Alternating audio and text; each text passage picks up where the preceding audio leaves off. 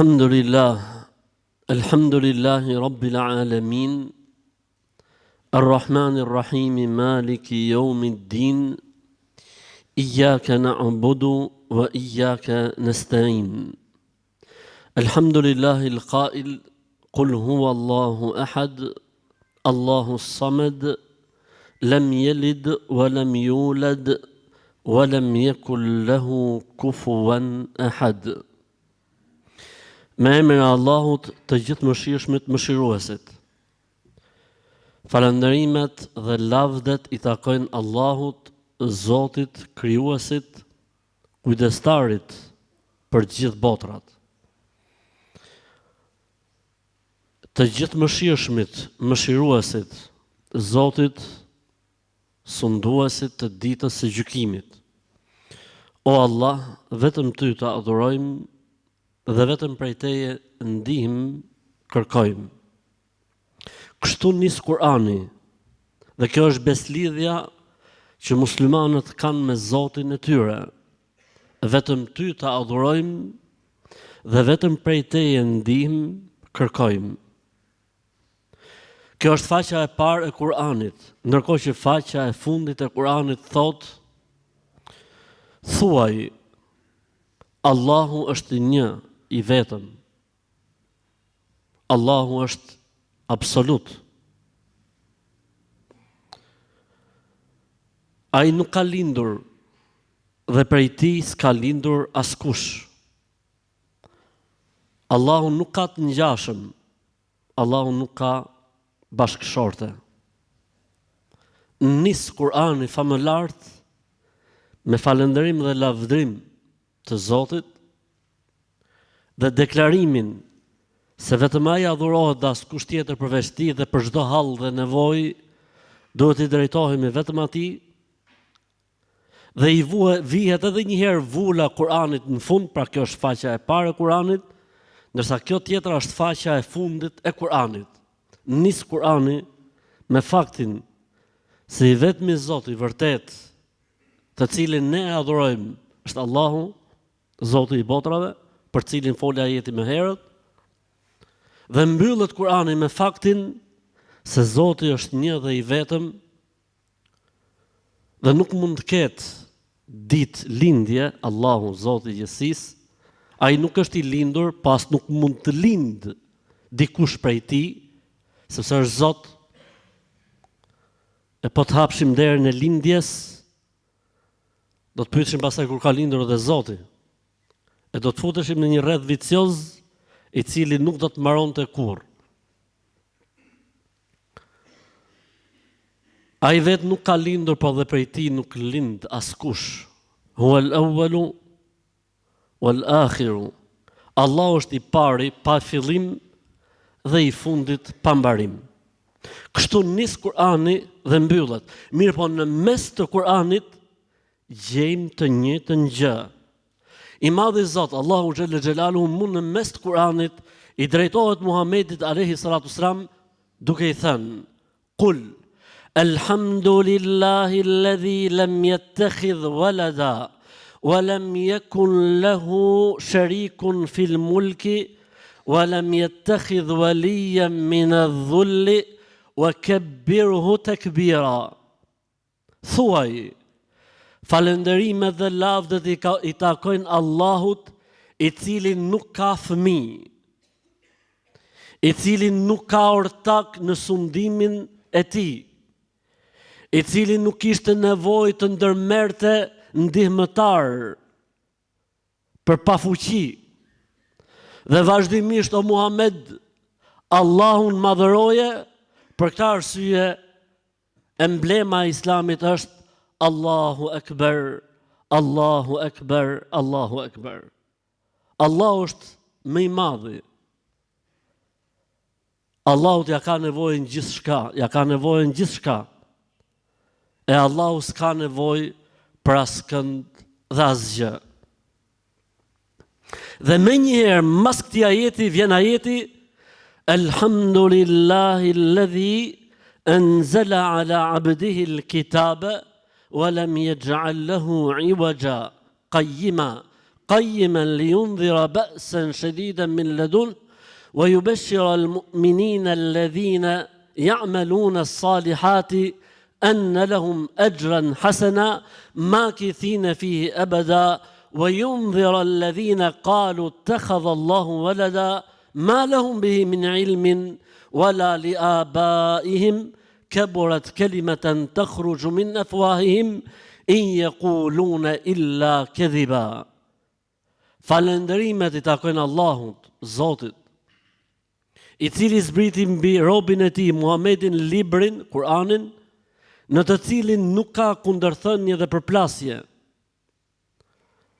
Libër I bekuar dhe shumë me vlera, që I përgëzon besimtarët që bëjnë vepra të mira dhe ju tërheq vërejtjen atyre që thanë se Zoti ka fëmijë.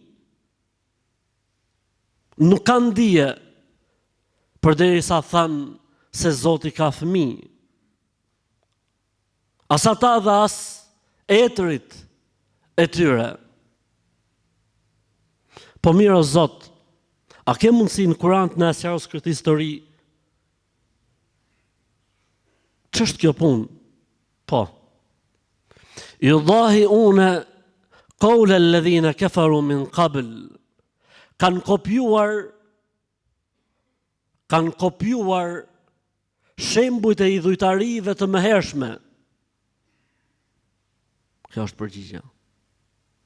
Përndryshe, Allah është një I vetëm pa shok. Dhe Allah nuk ka nevojë që dikush t'ia bëjë atij punët apo detyrat, se fuqia e tij dhe pushteti I tij nuk njohin dhe vullneti I tij dhe gjitha atributet e tij nuk njohin kufi. Për këtë arsye gjithmonë vëllezër dhe motra, kur mendoj të mirat që na ka falë Allahu në këtë fe dhe në këtë besim, njeriu mendon shumë gjëra. Mund të mendoj dikush për abdesin, mund të mendoj dikush për pastrimin, dikush thot mënyra se sa fort lahen muslimanët dhe sa të pastër janë, dikush thot zeqati që ndihmohen fukarejt, dikush thot mrekullia e haxhit dhe njeriu atje kur shef Qaben shkrihet dhe përjeton gjëra që si përjeton në asnjë vend tjetër, dikush thot sa mirë Islami I ka dhënë rëndësi prindit, dikush thot sa mirë Islami thot komshiu dhe fqinji, është aq dikush mund thot për shembull sa rëndësi ka dhënë feja islame martesës, dikush thot sa bukur I ka ndalë Zoti I mod punët, se si sa I takon çunit, sa I takon, e gjitha këto janë mrekulli dhe bekime, por vëllezër dhe motra, bekimi më I madh dhe më madhështor dhe mirësia më e madhe që kemi ne në këtë fe dhe në këtë besim është besimi se Allahu është një I vetëm, pa shok, pa ndihmës, pa urtak, pa bir, pa bi, pa fëmijë, pa kalamaj e kështu me radhë. Dhe Allahu xhalla xhelalu e ka ditë dobësinë e njeriu dhe nuk ja ka mundësuar njeriu që të mendojë imazhe për Zotin. Shumë I dobët, kapaciteti I njeriu I perceptimit, fuqia dhe energjia e tij për të arritur dhe për të kuptuar Allahun xhalla xhelaluhu, Zotin. Për këtë arsye ne I besojmë çfarë na ka thënë Zoti për veten e tij, kështu në kuptim literal, gjuhësor, por nuk futemi me imagjinat, as nuk bëjmë krahasime, as nuk bëjmë shembullime, as nuk I besojmë siç I ka thënë, sepse ajo pjesë pastaj është ghaib. Në shpirtin që kemi në trup nuk dim ta komentojmë dhe interpretojmë, ndjenjat dhe dëshirat që ka çdo njeri nuk dim t'i komentojmë dhe interpretojmë se si janë krijuar dhe se si funksionojnë. Me lajket nuk dim se si t'i imagjinojmë apo xhindët, apo çfarë ka xheneti, apo çfarë ka xhehenemi, thjesht I besojmë dhe mbetemi në kuptimin e parë literal gjuhësor që na jep thjesht gjuha edhe e mbyllim me kaq këtë histori. Dhe ky është një bekim dhe një mirësi e madhe për cilën vallahi bilaj pasha Zotin e madh, sikur t'i rish Zotit në sejdë 2-3 orë vetëm për këtë mirësi, do të ishte e mjaftueshme. O vëllezër, nuk e kanë të tjerët këtë bekim, këtë mirësi. E neve na ka falë I madhi Zot, e duhet ta mbajmë fort, e duhet ndjehemi mirë dhe duhet ndjehemi komod për këtë mirësi që na ka falë I madhi Zot, dhe pse jo të ndjehemi ballart se Zoti i Madh, Allahu xhalla xhelaluhu, deshi ne të jemi në ummetin, bashkësinë e profetit fundit Muhammedit alayhi salatu selam, misioni i cilit përmblidhet në vargun kuranor, "Wa ma arsalnaka illa rahmatan lil alamin", të sollëm në këtë botë o Muhammed për të qenë mëshirë e Zotit për të gjithë botrat dhe për të gjithë krijesat. Elhamdulillah. Falënderimet i takojnë vetëm Allahut. Lavdet i takojnë vetëm Allahut.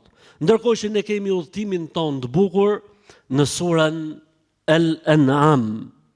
Dhe sot, përndryshe nga të ecim ne në përgjithësi kur i trajtojmë suret, i marrim me radhë gjërat, faktikisht unë sot kam zgjedhur që të shkoj tek faqet e fundit të kësaj sureje. Pikërisht në atë që njëri prej sahabëve, prej shokëve të pejgamberit alayhi salatu selam, dhe ky është Abdullah ibn Mas'ud radhiyallahu ta'ala anhu. Ai tha: "Men arada an yaqra'a wasiyata Muhammedin sallallahu alaihi wasallam falyaqra hadhihi al-ayat." Nëse doni të dini se cili është testamenti i Muhamedit sallallahu alaihi wasallam, atëherë tha, lexoni ajetet e mëposhtme. Dhe lexoi Abdullah ibn Mesudi ajetet që unë do i lexoj dhe do t'i gjejmë pra së bashku. I madhi Zot Allahu xhalla xhelaluhu i drejtohet pejgamberit alayhi salatu selam në më shumë ti në surën El-An'am me urdhrin Qul, thuaj. Dhe një ndër këto 40 e sa herët që Zoti i thot pejgamberit alayhis salam Qul, janë edhe ajetet e testamentit. Shumë interesant o vëllezër, me ditë njeriu se cili është testamenti i profetit të tij. Edhe ne po e lexojmë nga Kurani. Qul ta'alu atlu ma harrama rabbukum alaykum. Thuaj, ejani, mblidhuni që t'ju lexoj se çfarë ka ndaluar Zoti juaj. Po mirë, vëllai, vetëm ndalesa keni, por vetëm harame keni, u s'keni halal. Na është treguar harami për të qenë kufizuar se halali është aq i gjerë dhe aq i madh sa që nuk do të mjaftonte një libër me 600 faqe për të shkruar se çfarë është halal. Janë përmendur gjërat haram që janë numërohen, nuk i kapin 10 gjërat e ndaluara. Pastaj çdo gjë tjetër është halal. E kur thot dikush jo kjo s'bën, jo po se kështu thon, ti thuaj vëlla, ku e ke të shkruajtur me që nuk bën? Wala taqulu lima tasifu alsinatukum alkadhib, hadha halalun wa hadha haram litaftaru ala Allahi alkadhib. Mos thoni me gjuhët tuaja, mos u prononconi duke thënë kjo është halal e kjo është haram, pa pas dije dhe argument. Kur dikush thot diçka është ndaluar, do t'i thosh ku e ke? Fjala po kështu thonë, kanë provu, se kanë provu, e kanë thonë gjithë, po të gjithë thonë kështu. Në koshin e plerave të historisë dhe këtë fjalë. Ai që do të thotë është diçka e ndaluar, sill argumentin. Përndryshe është halal, sakhara lakum ma fil ardi jamian. Zoti e ka bërë halal për ju gjithçka. Po si gjithçka, përveç disa gjërave. Atëherë le të shohim. Ejani, mblidhuni që t'ju lexoj se çfarë ka ndaluar Zoti juaj. Kjo surë ka zbrit në fund të jetës pejgamberit alayhi salatu selam, kështu që Abdullah ibn Mesudi kur ka fol me dije dhe me vetdije. Alla tushriku bihi shay'a. Ta adhuroni atë një të vetëm e mos i shoqëroni atij asgjë, askënd. Qartë fare. La ilaha illallah, ky është kuptimi. Ta adhurosh Zotin një të vetëm dhe mos i shoqërosh atij askënd asgjë. Wa bil walidayni ihsana. Respekt dhe mirësjellje me të dy prindrit. Wala taqtulu auladakum min imlaq. Mos i vrisni fëmijët prej frikës së varfërisë. Do thot dikush sa e rond kjo apo jo. Sa mizore. Po pse ka pas vallë njerëz në historinë e njerëzimit që i vrisnin fëmijët nga meraku se do t'ju marrin furnizimin dhe rrezikun, po ka edhe sot kështu. Por sot e ka emrin abort dhe sot lejohet me ligj. E njëjta gjë është, e njëjta histori. Frika dhe meraku se si do t'i mbaj, si t'i rris, është bë jeta e vështirë. Ndërkohë që Zoti thot, unë ju furnizoj dhe juve dhe ata.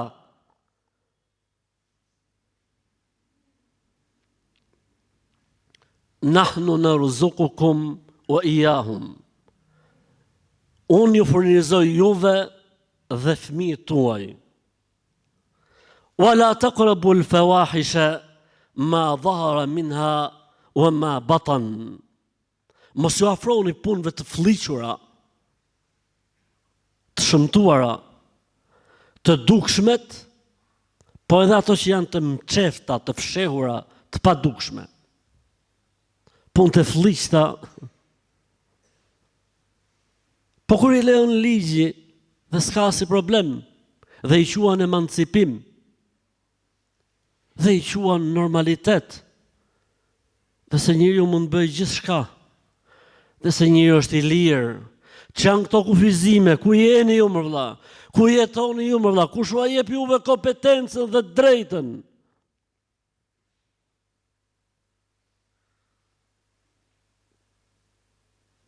Është çudi me njeriu se si mat me peshore të ndryshme, mat me dy standarde. Të jap një shembull banal fare, to a jap. Për shembull, ligji e ndalon poligamin, martesën me më shumë se sa një grua. Arsyeja, sepse është problem moral. Mashallah. Po mirë kur vëllikun, dashnorlikun, amoralitetin apo imoralitetin apo adulterin, se ka fjalë moderne. Adulteri thuti që është në karamele, në çokoladë. Adulteri. Bot. Jetë vëlla, adulteri. S'ndalohet. Për këtë arsye ju thojsha unë në kohën e zamanit kur pyetsin, po t'ishte ndalesa e poligamis e sinqert, duhej ndaluar me të dhe adulteria. Po rrin qend pa.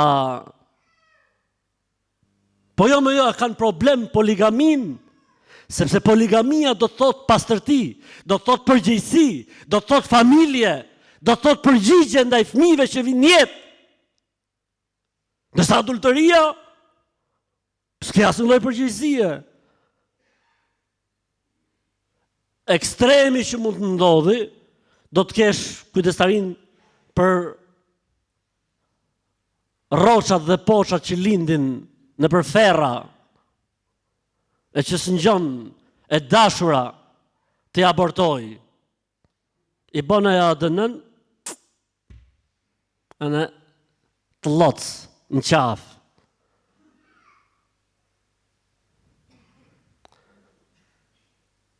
Për moral, po jo më moralin, mos na e trego neve ti moralin. Të kishte moral në këtë mesele, të kishte moral në këtë çështje, do i kisha ardhur situatës në 360 gradë. Dhe jo në një kënd të ngushtë, thjesht për të treguar që ne nuk jemi ashtu. Ne jemi të emancipuar. Po e shohim emancipimin tuaj, po e shohim për ditë. Për ditë. Wala taqtulu an-nafsa allati harram Allahu illa bil haq. E mos vrit njeri pa e merituar. Por thuhet tu e merituar nuk kupton gjyqin, e kështu nuk kupton vetë gjyqësinë. Se ti thu vallai ky e meriton, hiqe qafët, ku ka kështu më valla? S'lejohet kjo gjë. Pa e merituar me kuptimin e ligjit e kështu me radhë. Dhalikum wassakum bihi la'allakum ta'qilun. Kjo është porosia dhe amaneti i Zotit, që ju të kuptoni. Që ju të kuptoni. Nëse këtu ligji i ekzekutimit personit nuk ekziston, këtu ka 25 përjetshëm me kështu me radhë. Për këtë arsye dhe zullumqarët marrin frym. Se e din që çdo gjë të ndodhin fund fare do të frymoj diku. ولا تقربوا مال اليتيم إلا بالتي هي أحسن حتى يبلغ أشده. E mos ju afroni pasurisë jetimit në asnjë mënyrë. Derisa të arrijë moshën e pjekurisë, përveç sa asaj që është e nevojshme. Se kur thot mos ju afro, do të thonë po mirë, me çfarë ushqej jetimin? Lejohet me ushqyer atë nga pasuria e tij. Dhe lejohet që ti si menaxher kollondrisësh veten, okay. Po për ndryshe pasuria e jetimit është zjarr xhenemi. U awful kejl wal mizan bil qist. Mbani drejtësi kur peshoni dhe kur matni. O vëllezër, kjo fjala peshoni drejt dhe masni drejt ka qenë shumë e rëndë për sahabët. Për këtë arsye Zoti tha më mrapa la nukellifu nefsen illa wusaha, se ngarkojmë njeriu te i mundësisë. Pra ti të përdorësh mjetet dhe metodat matëse që ekzistojnë. E nëse ka lajthitje të pa qëllim dhe pa dashje, apo është diçka që s'merret konsiderat, atëherë Zoti s'ngarkon më shumë se sa ti ke mundësi në precizitetin dhe korrektësinë tënde njerëzore që mundesh me qenë i saktë. Wa idha qultum fa'dilu walau kana dha qurba. E nëse flisni apo deklaroni apo bëni dëshmi, thoni të vërtetën, edhe nëse është kundër gjakut tuaj dhe farefisit tuaj, apo grupit tuaj, apo anës tuaj. S'ka vëlla, e drejta është e drejtë. Thuaj e drejtën ashtu siç është. Wa bi'ahdillahi awfu. E mbajni besën që i keni dhënë Zotit. E cili është ajo besë? Kur i ke thonë vetes musliman, do të thotë që ti ke pranuar paketën. Mundohu ti rish sa më korrekt asaj pakete të mrekullueshme. Dhalikum wasakum bihi la'allakum tadhakkarun. Kjo pra është porosia dhe amaneti i Zotit që duhet ta kujtoni vazhdimisht. Wa anna hadha sirati mustaqiman fattabi'uhu wa la tattabi'u as-subula fatafarraqa bikum an sabili. Dhe ndiqni rrugën e drejtë të Zotit.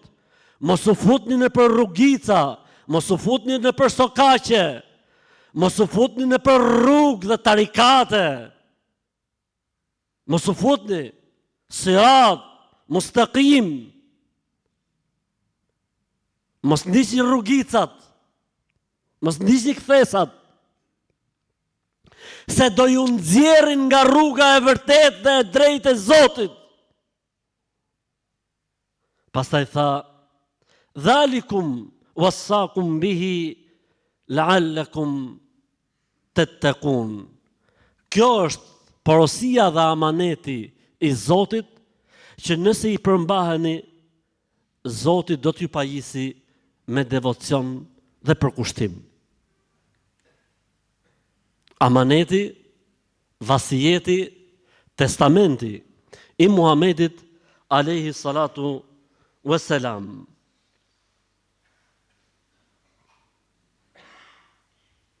Për të vazhduar me faqen e fundit të kësaj sureje.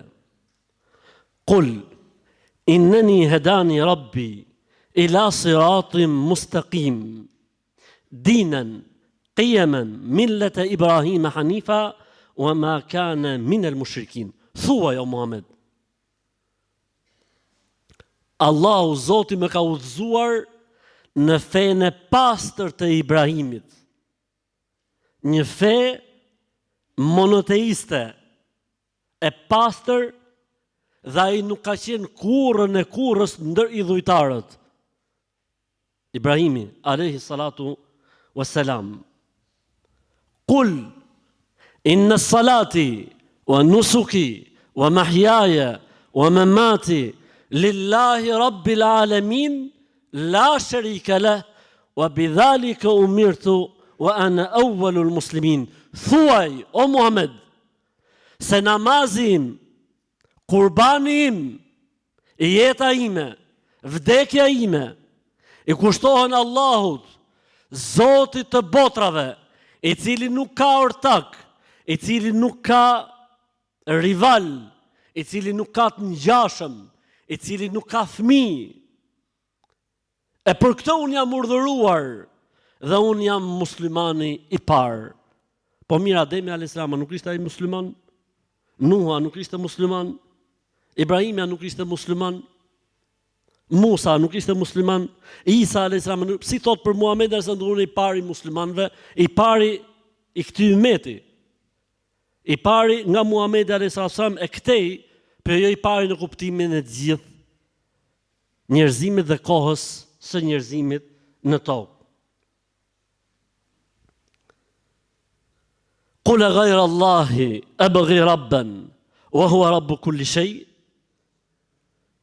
Thuaj, si mund të ndërmarr Zot tjetër përveç Allahut? Si mund të drejtohem dikujt tjetër përveç Allahut? Ndërkohë që është Zoti i gjithçkaje, la ilaha illallah.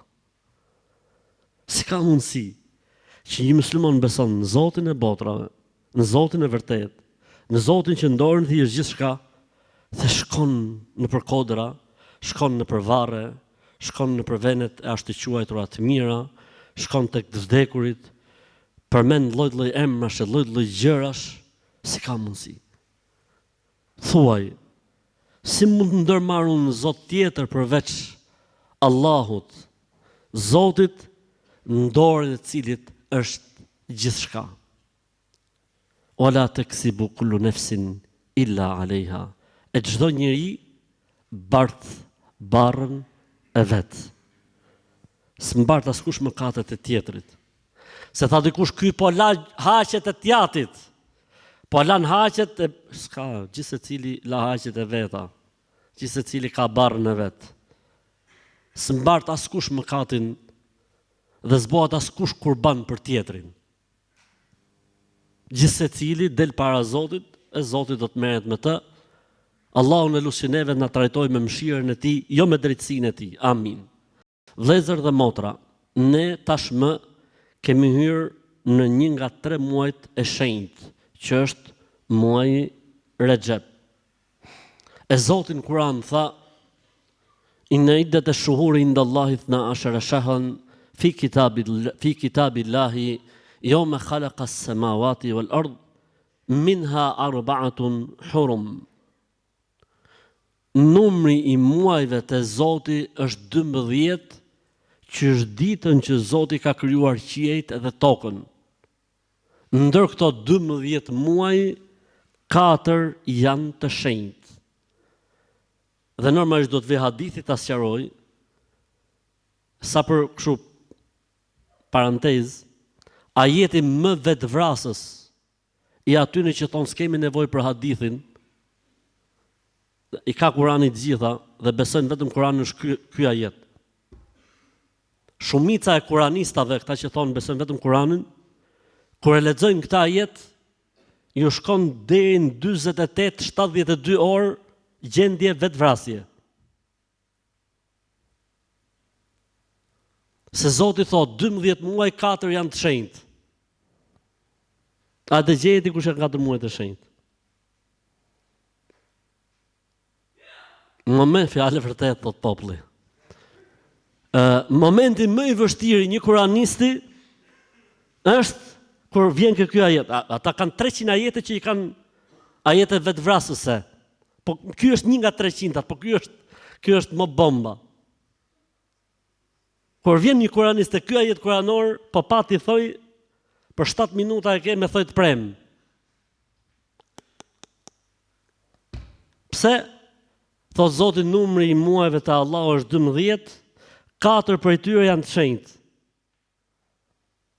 Sikur të mlidhen gjithë kuranistat e botës për ta gjetë, edhe vetë iblisi t'ju vi aty t'i mësoj në gjë, s'ka. Dhe vjen hadithi i pejgamberit alayhis salatu selam dhe thot, muajt e shenjtë janë Dhulqade, Dhulhijja, Muharram dhe Rexhepi, ky që ne kemi hy, dhe Rexhepi që është mes muajt filan dhe muajt filan, mes Xhemadas edhe muajt Shaban. Pra kemi hy në një nga 3 muajt, në një nga 4 muajt e shenjtë dhe muaj i cili është para Ramazanit dhe një muaj tjetër, pra jemi deshëm apo s'deshëm afërsisht 60 ditë ose më pak se 60 ditë dhe vjen muaj i bekuar, jo i shenjtë, i Ramazanit. Se shumica thonë muaj i shenjtë, po s'është muaj i shenjtë, është muaj i bekuar. I shenjtë është Rexhepi, ky në cilin ne kemi hyrë, elhamdulillah. Allahu xhelle xhelaluhu na porosit, thot kujdes në muajt e shenjtë. Bëj ç'bëj e ç'mund të bësh, po në muajt e shenjtë ruje veten. Se përderisa Zoti ka thonë është i shenjtë, do të thotë se dhe gjërat në të mirat kanë vlerë tjetër, po edhe gjunahet kanë vlerë tjetër. Jo se shumë fishohen, siç besojnë disa njerëz, nuk ka shumë fishim, po vlera pesha është më e rëndë e të keqes në këto muaj të shenjtë, po edhe e të mirës është më e rëndë, pra peshon më shumë në këto muaj të shenjtë. Mirë, po ndodhin 5 bidate në Rexhep. E kanë quajtur bidatet e Rexhepit, në mytën bidatet. Bidati i parë i Rexhepit është veçimi njërës prej ditëve të tij me agjërim. Po mirë, për shembull, duke qenë se jemi në muajt e shenjtë, unë du ta agjëroj, s'ka si problem. Do ta agjëroj të honat dhe të njëjtët, nuk ka si problem. Do ta agjëroj ditë po i ditë jo. Allahu ndihmoft e ta shtoft zellin. Ama të veçosh një ditë, se është dita e veçantë, këtu kemi problem. Këtu duhet na sjellësh një argument që thotë, kjo dita është, siç thot populli për shembull, nata e mirë, nata e madhe, kështu muhabetesh. Po, kanë thonë, po na kanë thonë, na kanë mësu. Allahu ta lehtësoft. Merru vetëm atë pjesë. E dyta, namazi i regaibit. Ç'është ky namazi i regaibit? Është një namaz i veçantë që bëhet xhuman e parë të muajit Rexhep, falet kaq, knohet kulvallaje kaq, muhabete që s'ka për të asnjë argument. Po e kanë pas bënë, e kanë pas thonë, Allahu ta lehtësoft. S'është pjesa ime kjo. Nuk e mbuloj dot pjesën, e kanë thonë, e kanë bënë. E dyta. E treta, prej bidateve të këtij muaji është umreja e Rexhepit. Ka njerëz në botën islame që besojnë se është sevap i madh dhe mirësi e madhe me shku në umre në muajin Rexhep se etj. Subhanallah. Pejgamberi sa masirës ka bëu umre në muajin Rexhep. Po nga e nxorë, po diu nga e nxorë. S'është, unë nuk kam detyrë. Hadith, do të ketë një hadith kështu që s'ekziston, nga e ditë shpikur ai dobët dhe mjafton kaq për tec përpara. Këta, çuditshmit. Sa u bën? 3. E katërta,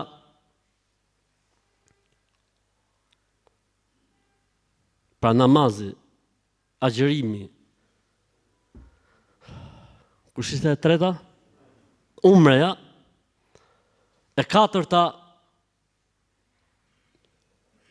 në fund Rexhepit kanë edhe i ditë që japin rëndësi të veçantë që e quajnë nata e dytë e mirë, shumë muhabetesh sepse është nata e Isra'it dhe Mirazhit e tjerë. Ne muslimanët po ta mohojmë Isra'in dhe Mirazhin, dalim nga Islami.